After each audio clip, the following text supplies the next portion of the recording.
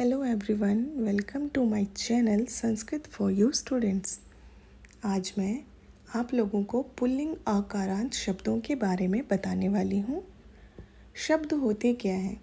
शब्द वो होते हैं जिनका कोई अर्थ हो। संस्कृत में 3 लिंग होते हैं: पुल्लिंग, स्त्रीलिंग, नपुंसकलिंग। पुल्लिंग वो शब्द होते हैं जो पुरुष जाति का बोध कराते हैं, जैसे कि बालक, छात्र, शिष्य। स्त्रीलिंग वो शब्द होते हैं जो कि स्त्री जाति का बोध कराएं, जैसे कि बालिका, रमा, गीता। नपुंसकलिंग वे शब्द होते हैं जो ना पुल्लिंग की श्रेणी में आते हैं और ना ही स्त्रीलिंग की श्रेणी में। वो नपुंसकलिंग कहलाते हैं, जैसे पुस्तक, फल। तो संस्कृत में से कहते हैं पुस्तकम, फलम। तो आज इस पाठ में हम पुल्लिंग शब्द अकारांत सीखेंगे।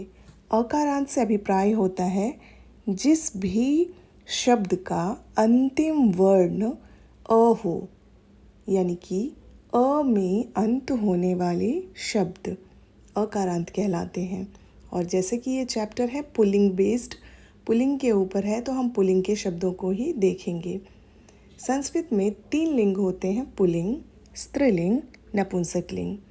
और संस्कृत में वचन भी 3 होते हैं: एकवचनम, द्विवचनम, बहुवचनम। एक वचन वो होता है जो एक का बोध कराए, 1। द्विवचन का बोध कराने वाले 2 होते हैं, जिसकी संख्या 2 होती है। द्वि मतलब 2। 3 या 3 से अधिक का बोध कराने वाले शब्द बहुवचन कहलाते हैं। अब एक एग्जाम्पल हम देखते हैं। उष्ट्रः यानी कि 1 ऊँट, उष्ट्रौ 2 ऊँट, और उष्ट्राः अनेक ऊँट। अब आप इस शब्द में देखोगे, शब्द के साथ विसर्ग लगा हुआ है एक वचन में। ये इसका फॉर्मेट है, शब्द के साथ विसर्ग। द्विवचन में शब्द के साथ औ, बहुवचन में शब्द के साथ आह। तो इस प्रकार शब्द बन जाता है उष्ट्रः, उष्ट्रौ, उष्ट्राः। आइए हम कुछ अन्य शब्दों का अभ्यास करते हैं। मानव, जो कि ह्यूमन बींग्स हैं, तो उसमें आएगा बालक। बालक का एक वचन होगा बालकः, बालकौ, बालकाः।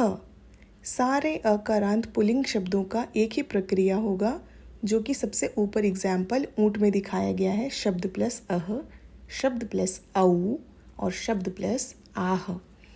अगले पेज पे देखिए, नरः, नरौ, नराः, शिष्यः, शिष्यौ, शिष्याः, सैनिकः, सैनिकौ, सैनिकाः, अध्यापकः, अध्यापकौ, अध्यापकाः। इसका मतलब है 1 शिक्षक, 2 शिक्षक, अनेक शिक्षक। अब कुछ एनिमल्स देखते हैं, पशु, जो कि अकारांत हैं। वानर, इसका जो एक वचन है वानरः, द्विवचन वानरौ, बहुवचन वानराः। गज मतलब हाथी, गजः, गजौ, गजाः। बिडाल यानी बिल्ली, बिडालः, बिडालौ, बिडालाः। कुक्कुर, कुक्कुरः, कुक्कुरौ, कुक्कुराः। मृगः, मृगौ, मृगाः। मृग मतलब हिरन।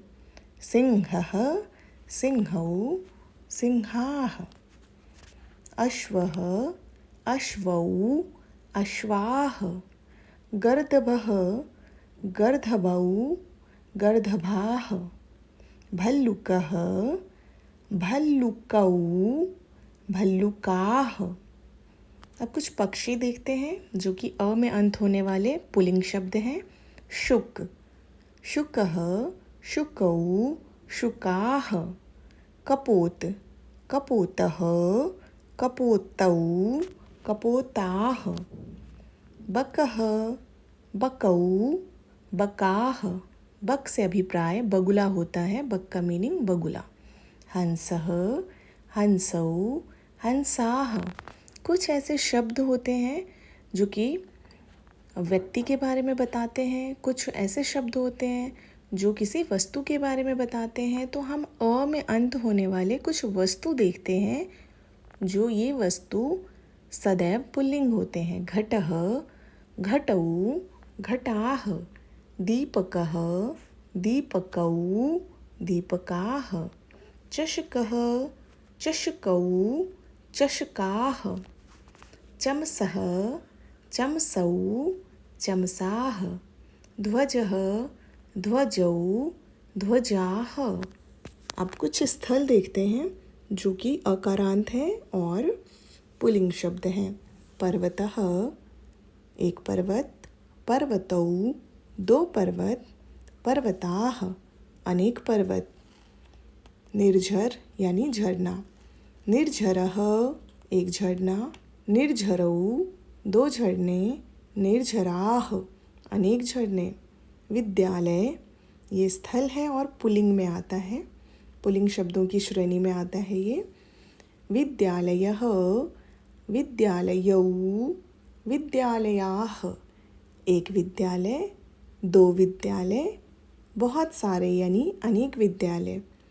तो बच्चों आपने देखा जितने भी हमने पुल्लिंग शब्दों का अभ्यास किया, चाहे वो वस्तु हो, चाहे वो व्यक्ति हो, चाहे वो स्थान हो, सारे शब्द अ में अंत होने वाले थे और एक वचन में शब्द के साथ विसर्ग लग गया, द्विवचन में शब्द के साथ औ लग गया और बहुवचन में शब्द के साथ आह लगा। तो इस प्रकार आप पुल्लिंग शब्दों को सीख पाएंगे। आई होप आपको ये वीडियो बहुत पसंद